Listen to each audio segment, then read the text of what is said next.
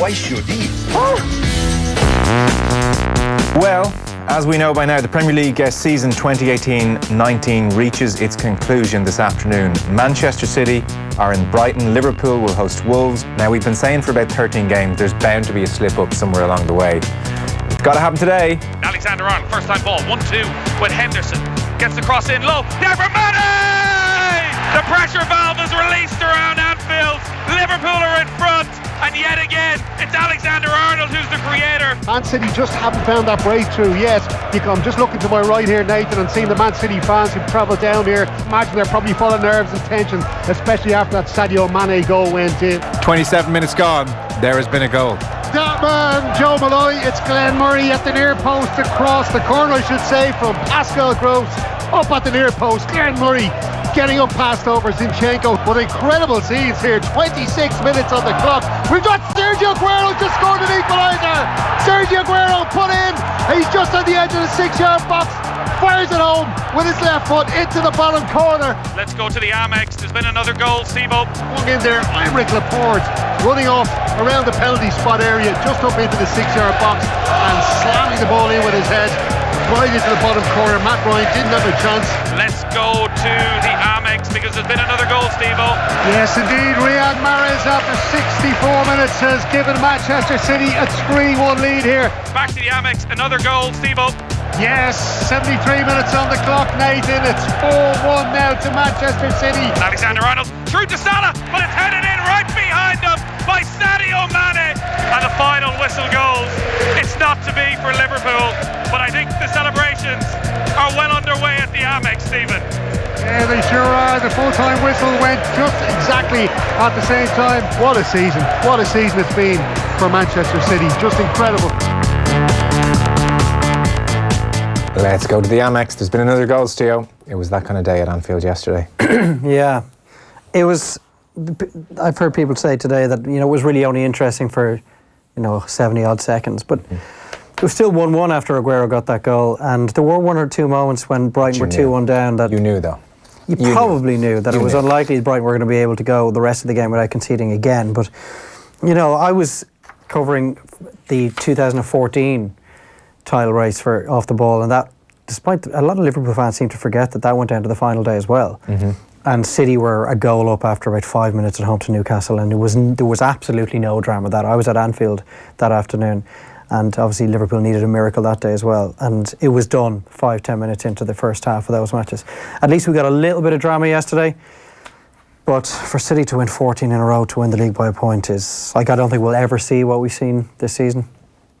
I know, the numbers really are amazing when you look at what they've done, and Liverpool picked a bad year. I mean, geez, just unbelievable. So they finished on 97 points. That is the third highest total in the history of English football, behind City's 98 this year and 100 last year. I think everybody's pretty familiar with that. Guardiola was talking afterwards, So in his last 10 seasons as manager, he's now won 8 league titles.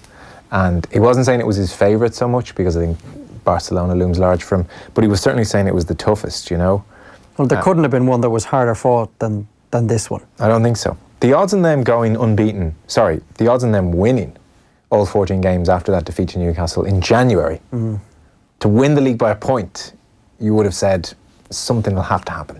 It was just that kind of season. You felt there has to be a twist. Yeah. In a way, Dave, the twist was, there was no twist. The 3 games that they were potentially going to struggle with, not struggle, but where there was most potential for points to be dropped, was that run of games where Tottenham at home, Manchester United away, Burnley away. You knew they were going to get the job done once they got into the game at the Amex Stadium, but they were so clinical in those 3 games against Tottenham, United and Burnley. Yeah. No team has deserved to win their title more. Now, you can talk about the finances available to them and the strength and depth and the resources, and that's a different strand of the debate. But Liverpool pushed them to do what they did. City wouldn't have won 14 in a row if there'd been some wriggle room, I think. But they were forced to pull out what they did by the most unbelievable Liverpool team. And I've seen it referred to as the 11mm title. And that obviously goes back to that game at the Etihad Stadium where there was that Sadio Mane goal that was disallowed by the goal line technology. And that's how close it came. And if you think, yes, that probably cost Liverpool the title. If you want to pick out specific moments, they were 11 millimetres away from emulating the Invincibles of 2004. Yeah. Like, they've lost one game Yeah. and haven't won the league. They were really good in that game they lost as well. It was They were very it was a good. brilliant game. But City are they're a champion team. Aguero again that night, isn't it always Aguero? Pulled out that brilliant rifle finish into the roof of the net. Alisson couldn't do anything about it. Now, at the same time, if you can point to the 11 millimetres, but you can also point to Jordan Pickford practically throwing one into his own net in the derby at Anfield against Everton. Yeah. You can point to Hugo Lloris dropping one onto the knee of Toby Alderweireld. They were 4 points that Liverpool probably wouldn't have got, only for absolute howlers from opposing goalkeepers. So, Yeah. and if City had lost out on the league, they would have pointed to moments themselves over the course of the season. Well, if this had happened and if this had gone our way. But I don't think we'll ever see a title race like it. Never before have the top two been so far beyond the rest. It doesn't bode well for the other teams, the chasing teams next season, because it will take a huge turnaround from the likes of Tottenham, Chelsea, Arsenal and Manchester United to get even close to Liverpool and Manchester City, both of whom will spend in the summer, both of whom will strengthen the areas they see are maybe lacking. City will have a fully fit Kevin De Bruyne, who might be there for the full season. It looks like these are the two teams to beat again next season. The lead switched 32 times by the final day. So the previous record was 28 times back in 2002. Liverpool spent 141 days top of the Premier League, which was 16 more than Man City, actually. The most days spent top of the league while not winning. Newcastle's 212 in the 95-96. I would love it season. They hold a lot of the records, I say, dear. for title races in which the team who's been leading for most hasn't actually gone on to win it. Boo-hoo Liverpool. They blew a 7-point lead, lads. The analysis should be all kudos to Man City. Fact, says Keith in Dublin too. Just on others closing the gap. So we're going to talk to Mark Lawrenson largely about the title race, but Manchester United yesterday, Ole Gunnar Solskjaer, world's most positive man, said afterwards the only good thing about today is that the season's over. And he said, we are so far away from challenging. Next year is a get into the top 4 season. Yeah. That is where we are. So here's a clip of Solskjaer. By the way, Man City, United could end up having to play a Europa League qualifier in like mid-July. Yeah, they'll have to cut their pre-season tour short. It's just beyond grim even. They're not going to get much of a summer holiday. So here's a sense of Solskjaer even talking about what that might be like. When our season starts, we've just got to take that challenge head on. We know what we have to work on. I think the players have got the message quite clearly as well. And the summer's going to be big for both me, the club and the players. People are being thrown around numbers about how many players need to come in to rebuild the squad. We know it's going to be a big summer rebuild, but is 7 or 8 over ambitious? You never know where we'll end up, but clearly we're 6th. That's not where Man United want to be, and it's about getting a settled team, settled system, get players fit, and there's loads of different factors in. It's not just new players. We've got players here who are good players who've gone through a difficult season. Some have been. There's different reasons for that players here haven't had good seasons. Some it might be their fault. Some might be the club's fault. Might be our fault. I think everyone will look at themselves in the mirror and say, we're not a team or a club that should end up 6th. That's where we're at the moment. We have to work extremely hard, but we're ready for it, ready for the challenge, and the fans support us as well today. You know, it's near embarrassing when you walk off the pitch clapping them and you get the support we have. That's the base of this club. Is the foundation is so great. So we'll come back again. About a third of Old Trafford stayed for the old walk of appreciation, and they didn't really applaud. They just sort of stood there and hands folded and like. I looked wondered at the would they even do it. Yeah. I think I put a tweet out along the lines of like they've shown themselves. This group of players have shown themselves to be utterly spineless all season. Will they actually have the balls to bring their kids out? Do you really think they've been spineless? Oh, I do. I think in the last month or so they've been absolutely spineless. They've been incapable of rousing themselves to perform. Like the stats show and the league table shows that United have missed out on the Champions League by 5 points. Mm-hmm. A wretched season in which they've lost 10 times and they've won 2 of their last 10. And they only lost out on Champions League football by 5 points. So they're actually, when he talks about next season it's all about top 4, you're only 5 points off top 4. Yeah. So that is not a huge achievement. To finish 4th next season is not an achievement, given that you've barely missed out on it this season, having been so awful. The other thing I would take from it is that I think Solskjaer has been given a free pass with the coverage over the last 3 or 4 weeks, but particularly yesterday when things got, yesterday was the nadir where you're losing 2-0 at home in your final game to a team that's already been relegated. That all the talk is about the clear out, all the talk is about the work that needs to be done at the club from the top down, get a technical director or a director of football installed over the summer, make sure you look at your recruitment policy and how big decisions are made in the club.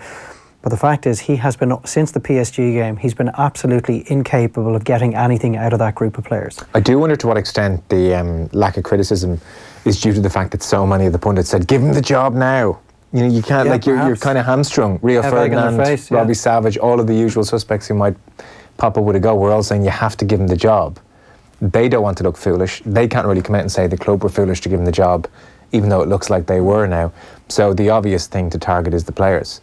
So Pogba, you know, Pogba's last act in a Man United jersey, although he was just in his shorts at the time, was to get into a blazing row with some fan who was booing him as he was about to leave. Well, it wasn't a blazing row. It was only blazing from one side. Yeah. He was kind of it reminded me of Paolo Di Canio as the Sunderland manager in front of the away support. I think it might have been Selhurst Park, and he was kind of shrugging his shoulders and making some hand gestures, but he certainly wasn't giving anything back. No, and Pogba, in fairness, wasn't like roaring into the face of the fan or anything. That's a fair point.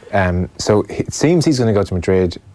Herrera's obviously gone, Valencia's gone, Mata's contract's up. They're trying desperately to get rid of Sanchez. I don't know how to offload him.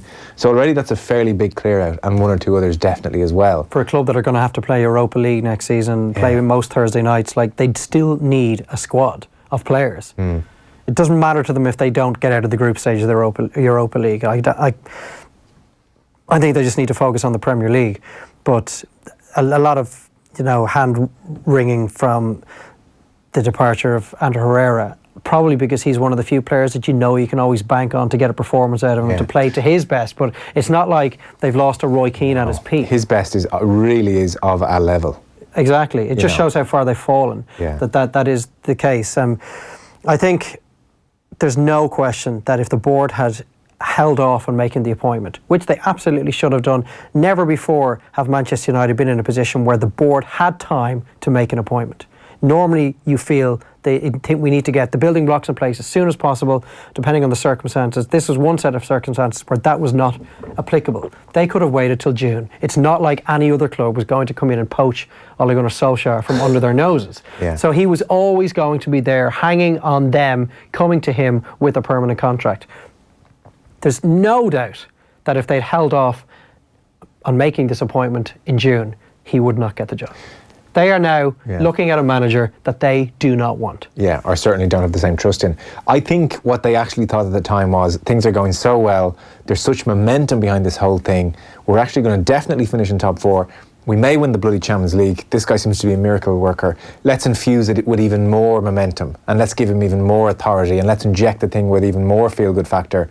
And actually, in the most, it's not no, I know there was no need, but I think all they had to do behind closed doors, all they had to say to Solskjaer was, look, we're not talking to anyone else at the moment. If this continues in the way it has done over the last 6 weeks, you will have this job. I think that you're totally right. I agree with you. I'm just trying to explain why they might have done it. Yeah, it was a huge cock-up. But it wasn't...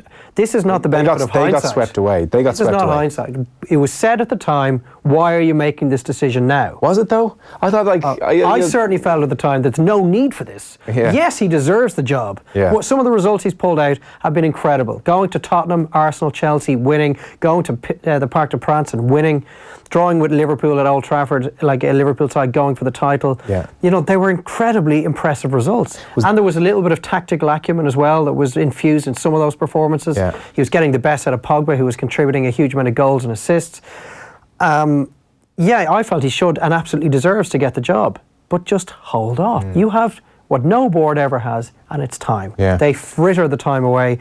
And like I say, if the decision was being made next week, he doesn't get it. It's simple as that. I don't think so. I don't think he does. It's hard to argue he would. I think they were trying to inject it with more momentum. There was a brewing sense of, what are you waiting for? Give him the job. It was happening. Yeah, but that was coming from ex-Manchester United players. It was, yeah, 100%. Like the interview that Gary Neville did in the Bells of the Parc de France was stomach churning, really, where they hugged each other throughout the interview. The piece from Rio Ferdinand throwing his pen across the table. That's it, Manchester United are back, give him the job. And now these guys refuse to blame Solskjaer, who has not been able to get anything out of a bunch of international footballers on huge money. He has just been unable to do that. A lot of the blame for the way the season has finished, unfortunately from his point of view, rests at his door. I saw a photo of him in his black suit and black tie and white shirt heading into the end of season Player of the Year awards. He's aged visibly since December. The so-called baby-faced assassin is no more. We're going to take a break. Mark Lawrenson's going to join us. We're going to focus on Liverpool Man City. Football on Off the Ball. Brought to you by the new and improved Boyle Sports Bet Builder. Now with 44 markets to choose from on every match.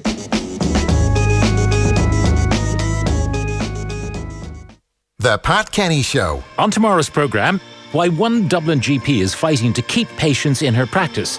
A menacing or a marvellous invention? Do we need legislation for electric scooters? And the beekeeper of Aleppo. The Pat Kenny Show. With MasterCard. Tomorrow morning at 9.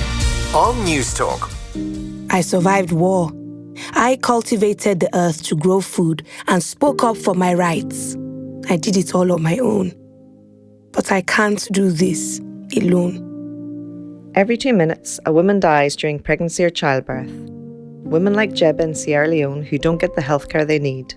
No child should grow up without a mother. You have the power to help this Christian Aid Week by donating online at caweek.ie. Christian Aid.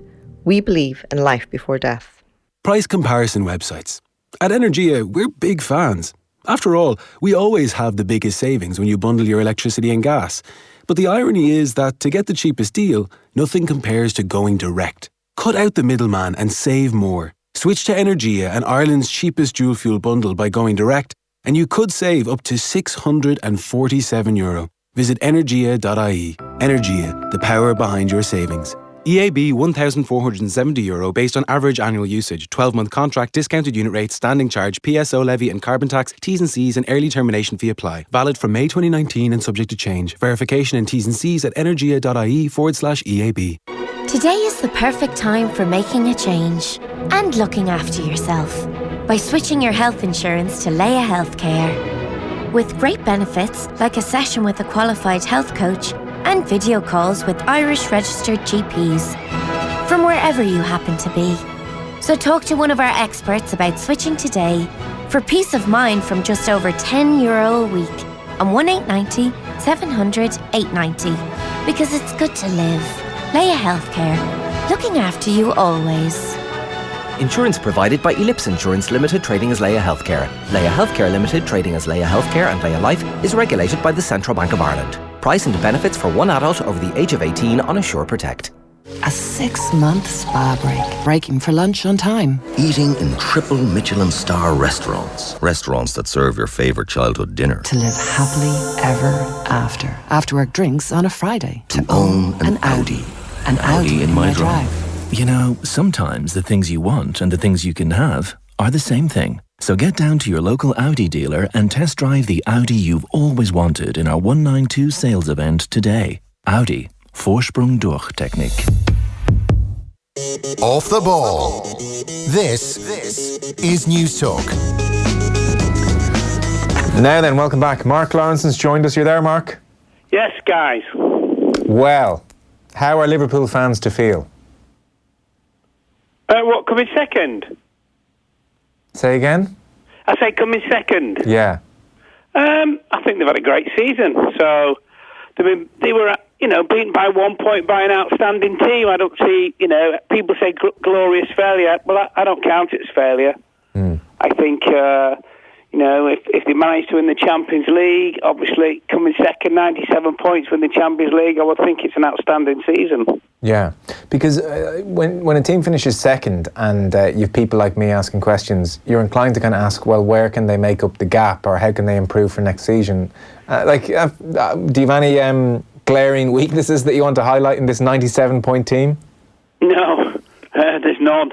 And I think what was a difference last year in points with City 25 was it? So it was 24 this year, which is staggering from Liverpool's point of view in terms of their improvement. And I think when you look at Jurgen Klopp and the job he's done, he's made every single player a better player. And I'll tell you what, for a coach at any level, let alone at the top of the Premier League, that's a staggering achievement. But it is exactly what he's done. Good players, very good now. Very good players, outstanding, and outstanding players. One or two of them have gone on to be world-class players as well. So they just got to keep doing what they're doing. I don't think there'll be massive recruitment in the summer. Maybe sort of number 10, possibly to give them a little bit of a different option, and someone else at left back just in case, in terms of the fact that Moreno will go, won't he? So that only leaves Andy Robertson, really, and if he got injured, that might be a problem. But I think he'll do very, very little in terms of recruitment. I guess maybe the pertinent question is to ask, do you think they can do something pretty similar again in the league next year? Yeah, I don't see why not. I don't see why not. All you press boys were writing Salah off after about 15 games, said he's not the same, and did he not win the Golden Boot again yesterday? So, he was never ever going to get 40-odd goals, but his haul was fabulous considering the year he's had before. Mane was outstanding. Firmino comes in with his 1 or 2. I think there was round about second, third of the season, you'd probably look at the midfield and think, well, they don't get in the box enough, don't get enough goals. That looks like it's changed a little bit as well. So, it's kind of all good, but I would rather, in terms of the Champions League final, play Ajax than Tottenham. I think Tottenham will just be an all Premier League game in Madrid, which was basically the 39th game that the Premier League wanted all those years ago. But Ajax would have been better, I think, for Liverpool. Ajax's style would have come right on to Liverpool. Mark, I have to admire the positivity coming from Liverpool. Probably stems from the manager. He's the most positive man in the Premier League. How can there not be positivity, Dave? 97 Well, because points. it's 29 years and will be 30 next year since Liverpool last won the league, and they've just put together the most remarkable season, unbelievable consistency, and I'm just wondering how there isn't some element of the club and the players and the supporters feeling a little bit sorry for themselves, that when you wait this long for what is the Holy Grail, and you just pick the wrong season to deliver at the season of a lifetime. I don't think they can pick any season. It's just the season you have to deal with for many different reasons. It's just the fact that City have been a point better. City have been absolutely brilliant, and that's all you can say about it. I mean, even Guardiola said last night how good Liverpool have been in terms that they pushed them, but no one's feeling sorry for themselves. I think the other thing about Liverpool is as well, home and away, they've played the same way. They've attacked teams, and that's down to the manager, down to the system, down to the players that he's got. He gets the crowd, he gets the history of the club, everything about it. He's an extremely good man manager, and they've fallen short by 1 point. But what they've done is absolutely staggering, and of course what City have done yet again to do it on the back of last year when they got over 100 points or whatever it was. If there was one moment you could have back in the season, Mark, what would it be? Come on. None of that. Do you know why? City lost 3 games. Don't you think they'd won all them back? So there's no such thing in football. It's like saying if your auntie had a pair of what's her name, she'd be your uncle, wouldn't she? Yeah, but going through the ifs and buts of a Premier League season, that's half the fun. Well, it's half the fun, but it's not relevant, is it? Because everyone's going to lose games and everyone's going to draw games, etc. So you can't point to any one particular game. And if you really push me, I would say, I don't know if you remember when City beat Liverpool at the Etihad, after about 10 or 15 minutes, Mane hit the post. Liverpool was 7 points clear, and if that had gone in, I think Liverpool would have won the league. But it's not. It's what's the point? And, Klopp makes a point every time that they drop a couple of points. He says, well, I can't get them back. What do you want me to do about it? And you know what? He's absolutely right. You do have to move on, and obviously it's the total that's far more important than anything. That Liverpool City game at the Etihad, it was around Christmas time, wasn't it? Or maybe a bit into January. Oh, it was just an amazing game of football as well. I think it was the best game of football last year in the Premier League. Yeah. You know, Same. I mean, the level at which both teams played, and I think actually Klopp got a bit of criticism because he played the three boys in midfield and said they were a little bit negative, etc. But as I say, that, you know, Mane scored and really he should have scored, and who's to say? But you've just got to forget about those things. It is what it is. It's you know, the waves wash over and all that. Yeah. What about City? I mean, if you look at the age profile of the team, David Silva 33, Aguero's 30. He's probably okay for another year or two. Vincent Kompany's getting on now while he's 33, probably on his way out the door. Fernandinho at 34 can't do what he did last year, you would think. They arguably have a trickier summer to navigate through and pitch up, ready to hit 98 points again or whatever it might be. Aren't they talking about taking this Portuguese guy in place of Fernandinho eventually? I'm not sure who he plays for, whether it's Porto or Benfica or whomever.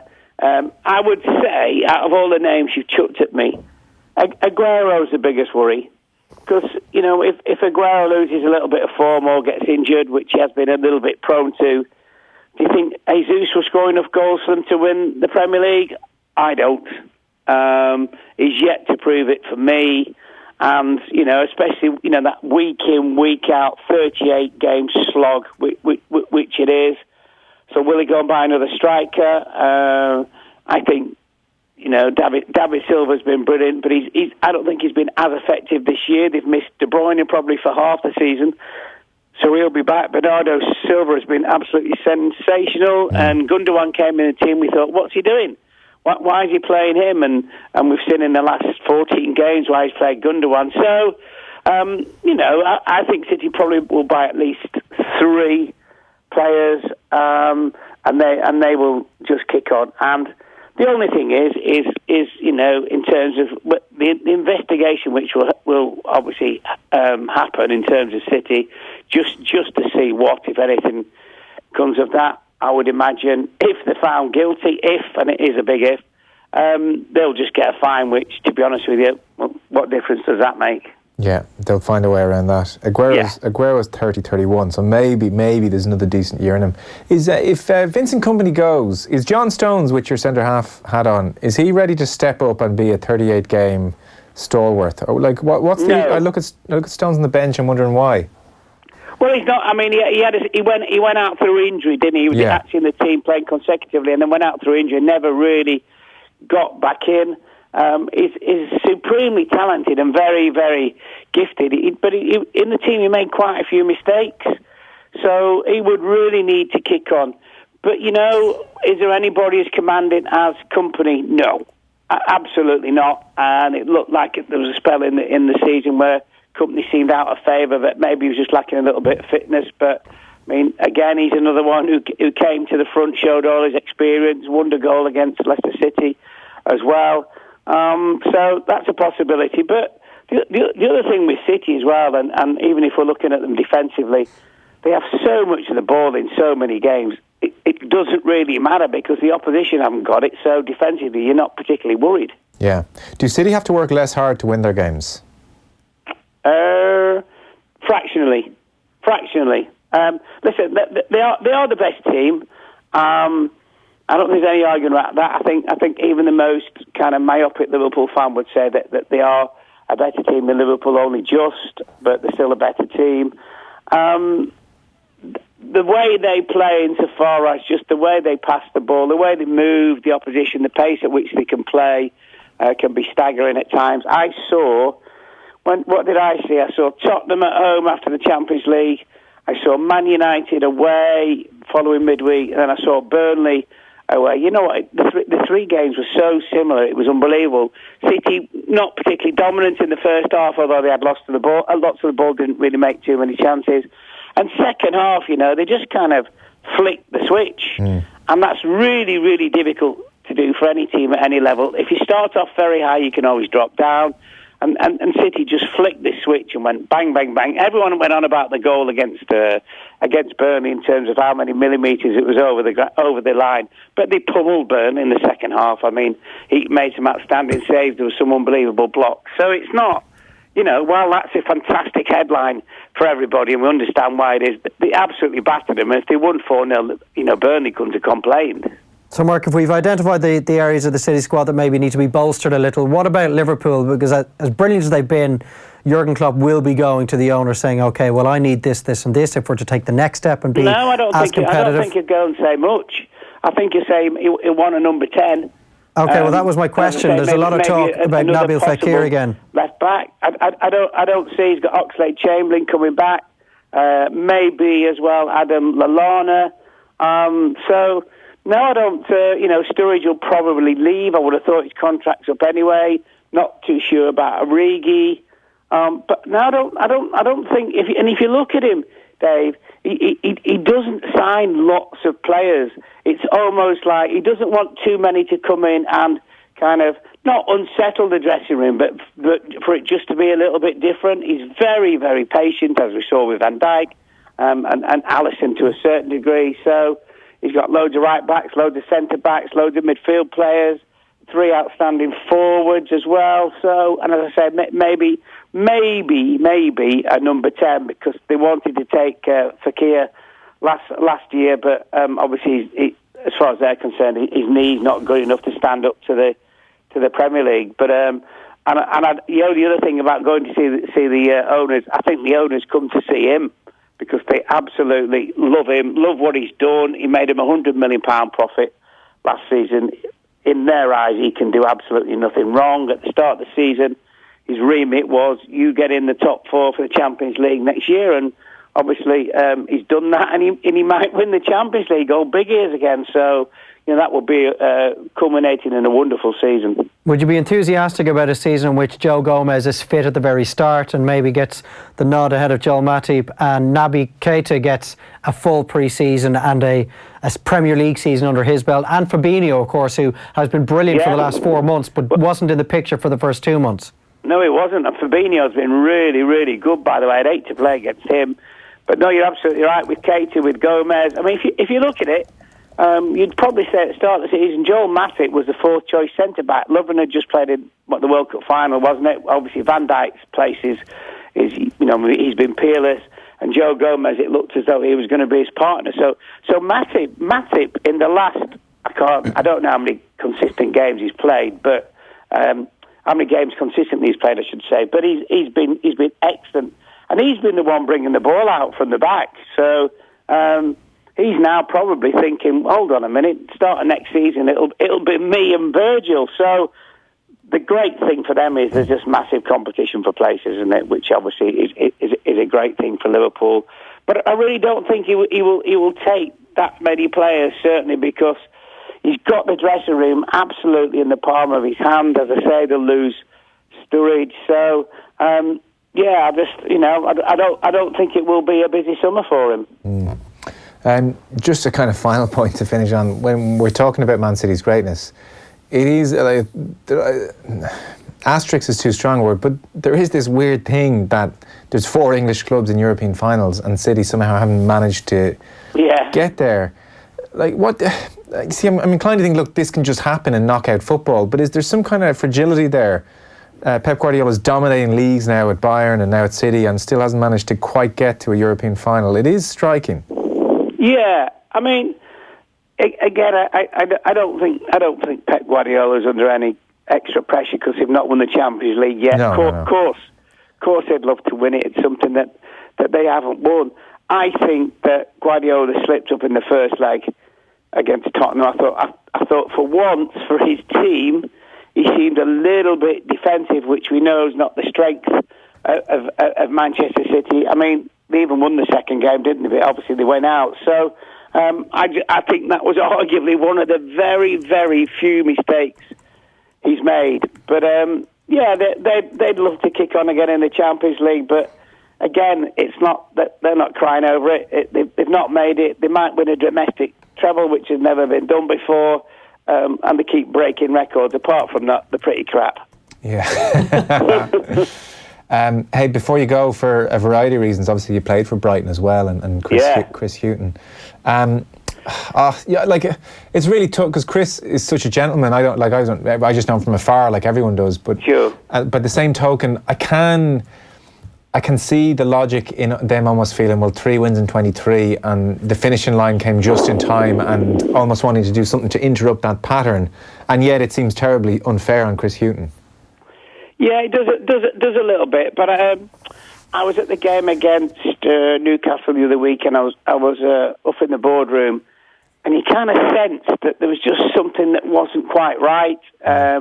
One of the guys that was in the recruitment team was just saying, well, we didn't particularly get our recruitment right. Now, I don't know whether he was meaning that Chrissy, who surely must have had the final say, and said yes to one or two of the players, and quite a few, I think, have failed him. So maybe that was an issue, but we're not surprised in football, are we, anymore? And you never ever know. We looked at somebody like Southampton, and Hasenhüttl came in, and we're kind of thinking, like, who the hell's this bloke? But pro rata in terms of the points, he's done fantastic. So maybe Brighton have got someone lined up. But I think the real problem as well, of course, is if you can't score in games, and especially at home when you're judged by far more of your supporters than away from home, I think therein lies a problem. But do you know what? The crowd have never booed the team. They've always got behind them. They understood the job that Chris was doing in keeping them in the Premier League yet again after the second year, which is the most difficult. But I think they came to the decision that, right, you know what, it's time for a change. And it's unfortunate for Chris, played with him loads of times for obviously Ireland and stuff, and he'll still get another really good job. But I think he'll be very kind of dispirited with what's happened today. Yeah, not for the first time. He's kind of maybe been slightly harshly treated. Terribly unfair question. You can give us an answer in a word or two. In the Premier League era, to be fair to you, Premier League era, 92, 93 onwards, what's been the best league-winning team you've seen? I love the Invincibles, and obviously some of the Manchester United teams.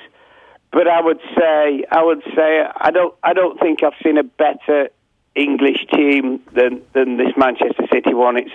Although it's not very English, if you understand that, but it's just, last year the quality of the football was breathtaking.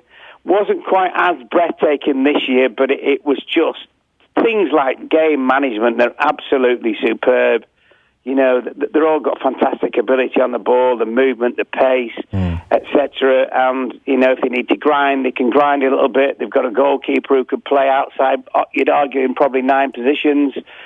So I would probably go for Manchester City. And, of course, they are the most current, and you tend to sort of remember a little bit more about that. But they look like they're here for a long time to come. But you'd love to go. I've been a couple of times this season just to watch City and not been working, and you kind of look at them and think, wow, would you have liked to play in that team? Oh, yes.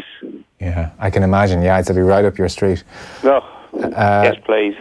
No defending to do either, just sit there. No, how good is that? Come out from the back and have a pass. Yeah, thanks, Emil. Appreciate it. Pleasure, boys. Cheers. Cheers, Mark. Mark Lawrenson there. Just flicking through something here, and there was a big piece about Chris Hughton, but then it's in the Irish Times ages ago, and they were talking to different fans, and they were asking who the best. There was a fan here who's gone to Brighton for almost 50 years.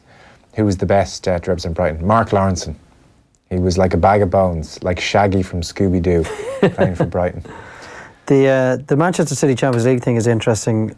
While you were chatting to Mark about it, I was just totting in my head the issues they have are goals conceded. In these 3 quarterfinals, Monaco, Liverpool and Tottenham, they've conceded 15 goals over the 6 games.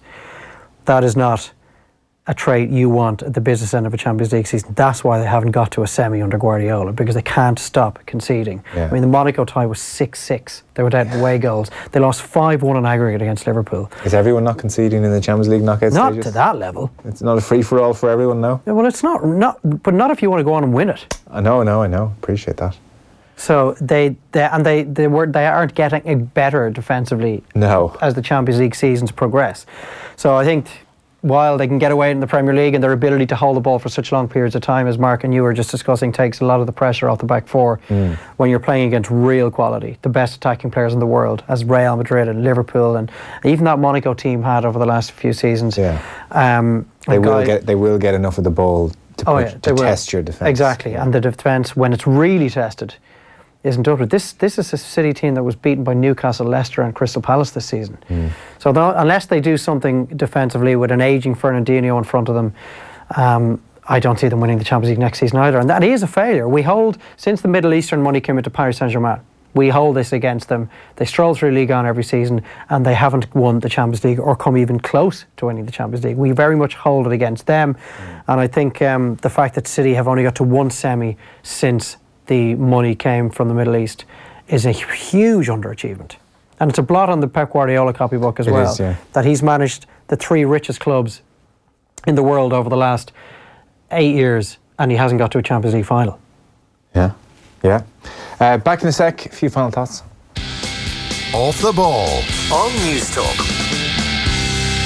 Let's get one thing straight. The car needed a valet anyway. I'm only a little dog. I had a few bowls of water. Accidents happen. Could have been worse. Anyway, it's sorted. They've got AA car insurance, so they're covered to drive other cars. Listen, word to the wise, yeah? Maybe make sure this one is an air freshener, okay? With AA car insurance, our members get fully comprehensive insurance to drive other cars too. Go to the AA.ie. Who's got clever car insurance? Acceptance criteria, terms and conditions apply. AA Ireland Limited, trading as AA Insurance, is regulated by the Central Bank of Ireland. If you're thinking of buying a residential rental property, ICS Mortgages can provide an excellent range of flexible buy-to-let mortgages, including interest-only terms of up to 15 years. We'll also help you to refinance your existing portfolio and grow your property investments. Call 1890 427 427, visit icsmortgages.ie or contact your local mortgage broker. ICS Mortgages, the property investor's choice. Lending criteria, terms and conditions apply and are subject to change. The entire amount that you have borrowed will still be outstanding at the end of the interest-only period. Dilosk DAC, trading as Dilosk and ICS Mortgages, is regulated by the Central Bank of Ireland. Breaking news. Let's go to Martin. Well, Lorraine, this just in. The new Irish-made vegan sausage roll is here at Applegreen. What's all the fuss about, Martin? Well, Lorraine, have you tasted it? Try our delicious new vegan sausage roll, freshly baked daily. Now only €1 for a limited time at participating Applegreen stores. So, Martin, the big question is, have you gone vegan yet? I've gone vegan. For breakfast. Anyway, Lorraine. Applegreen, your home on the road. Nissan's latest innovation is the van that never gets old. Buy any 192 Nissan van and replace it with a new van every 3 years from just €49 per week ex-VAT. Plus get 3 years free motor tax and 3 free services. Visit nissan.ie. Nissan. Innovation that excites. Finance offers for business users only. Finance is provided by AIB Leasing Limited by way of a leasing agreement. Allied Irish Banks plc and AIB Leasing Limited, trading as AIB Finance and Leasing, are regulated by the Central Bank of Ireland. Eligibility, lending criteria, terms and conditions apply. Off the Ball. This is News Talk. Now then, welcome back. So actually one of the elements from Anfield we never touched on was Wolves and Matt Doherty. Wolves have finished basically higher than any championship team coming up since about 2001. Unbelievably good. Matt Doherty, a big part of that. He was speaking to Nathan, just reflecting on what for him has been a real breakout season in the Premier League. Has it got easier as the season has gone on? Do you feel a lot more comfortable at this level? I feel more comfortable. Obviously, I wouldn't say it's got easier. We've just kind of got better as the season's gone on. And it's like anything, the more you do it, you get used to the kind of level a bit more.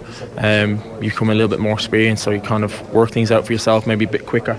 It's definitely not got easier. Every game is incredibly tough. But I have become more comfortable, but not to the point where you think it's easy. You still know you have to have full concentration for the whole game. So it's been a great first season. I'm sure next season will be totally different. Teams will try. I've seen us play now, so they know what we're like. So they might try and stop us different ways. But again, like we've had that first year experience, so we could be even better next season also. Can you believe how well it's gone for you to have played a part in every single league game, to get to a cup semi-final, to have an influence in a cup semi-final, score all the goals you've scored? I know you say you haven't had time, you have to stop and pause, but like bloody hell, it's gone well. Yeah, look, I know that it's gone really well. I'm not going to sit here and say, oh, like I expected everything to happen the way it has. I know that things have kind of fallen into place for me this season, and everything I've done has almost come off. So yeah, look, I've had a great season, and what I got to do now is obviously go away on international in the summer and make sure that I come back in pre-season and replicate it next season, not just be a kind of one-off season. Yeah, good on him. Matt Doherty, really amazing. Can count himself a bit unfortunate that Seamus Coleman is hanging around. So Wolves finished 7th. It's tough for the internationals. So the Champions League final, I don't know why it's 3 weeks away. I don't know why 2 weeks wouldn't be plenty. So the Champions League final is on the 1st of June. So Spurs and Liverpool, I guess they'll go away and chill out for a couple of days and then reconvene for 2 weeks straight of training, which seems excessive. But spare thought for all the international players who are hanging around 4 weeks until the internationals. Ireland on the 7th of June have Denmark away, to be followed 3 days later by Gibraltar in Dublin. So Matt Doherty and his Ireland colleagues have a 4-week sit-around. Yeah. Well, when did they, then after those games, they're back in pre-season 4 weeks later. Will they all go off on holiday for 2 weeks? Or, like, would your fitness go to pot, or could you go away on holiday and have a few beers and eat what you want? I doubt it. No, I wouldn't. You can go on holiday, all right. I'm sure a lot of them will hit the beach, but they will have markers to be hit when they come back. Remember Gary Breen saying how much they hated the June fixtures. At least they're qualifiers. Often they would be going to the United States to play in some crappy US Cup or something. Well, then you can have a few beers on the beach. Yeah, a few beers on the bus after the game. I would have thought so. But we always view the Premier League through the prism of the Irish setup as well, and everything has changed. Not everything, but there's definitely a better feel about things now than there was just 6 weeks ago. Is there? Well, like if you look at the way some guys have finished the season, like Shane Long has suddenly discovered where the goal is. I wouldn't get carried away, Dave. Yeah, but it's far better to be heading into these games with Denmark and Gibraltar with Shane Long having scored 5 Premier League goals in the last 6 weeks than having still be in the rut that he was in. And looking as confident as he is, looking as fit and sharp as he is, I think some of his injury layoffs are now standing to him because he looks pretty fresh. He does not look like a guy who's just played a full Premier League season for a club that's struggling to stay up. No, I'll give you that. I'll give you that. Yeah, no, fair enough. Do you know what? Fair enough. Seamus Coleman, you mentioned him there. He's looking like he's getting back very close to his best. Not what Adrian Barry tells me, but anyway. Don't listen to that fella. You've just talked about Matt Doherty. What a season he's had. Will he probably even play? Can't get in the team. Will he even play? McGoldrick for Sheffield United has been brilliant in big games when his stakes have been at their highest, trying to get them out of the championship. I was a massive fan of him in the last game for Ireland. Yeah, his hold of play was excellent. Yeah, really good player. Conor Howran scored a great goal another cracking goal the other day. He's had a really good season. I'll give you that as well. Even the way things have just felt a little bit different over here. We've got a title race over here. Whereas it did look like a month ago the Shamrock Rovers are going to start running away with things. A certain Johnny Ward of this parish predicted that was the title race done. From a Republic of Ireland point of view, pretty much irrelevant. No, I'm talking about the overall feeling around Irish football. Well, I think the FAI is going very well.